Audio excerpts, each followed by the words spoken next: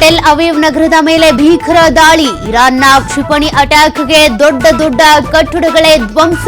3 Israel ನಾಗರಿಕರ ದುರ್ಮರಣ. ಇಸ್ರೇಲ್ನ ಅತಿ ದೊಡ್ಡ ಆಸ್ಪತ್ರೆ ಮೇಲೆ ಇರಾನ್ ದಾಳಿ. ಕ್ಷಿಪಣಿ ದಾಳಿಗೆ ಇಡೀ ಹಾಸ್ಪಿಟಲ್ ಧ್ವಂಸ. ಇರಾನ್ ಮೇಲೆ ಪ್ರತೀಕಾರದ ಎಚ್ಚರಿಕೆ ನೀಡಿದ ನೆತನ್ಯಾಹು.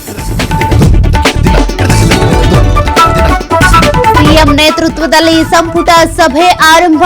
ನಂದಿ ಬೆಟ್ಟದಿಂದ ಸಭೆ ಸ್ಥಳಾಂತರವಾದ ಬಗ್ಗೆ ಪ್ರಸ್ತಾಪ.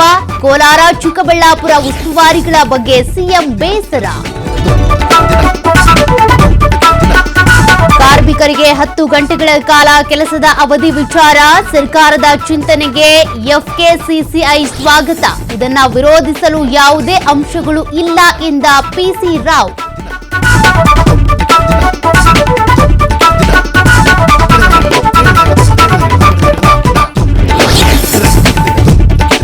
ಕೆಂಪೇಗೌಡ ಏರ್ಪೋರ್ಟ್ಗೆ ಬಾಂಬ್ ಬೆದರಿಕೆ. ಕಸಬ್ಗೆ ಗಲ್ಲಿಗೆ ಹಾಕಿದ್ದು ಸರಿಯಲ್ಲ ಅಂತ ಉಲ್ಲೇಖ. ಜೂನ್ 13, 16ರಂದು ಬಾಂಬ್ ಬೆದರಿಕೆ ಸಂದೇಶ.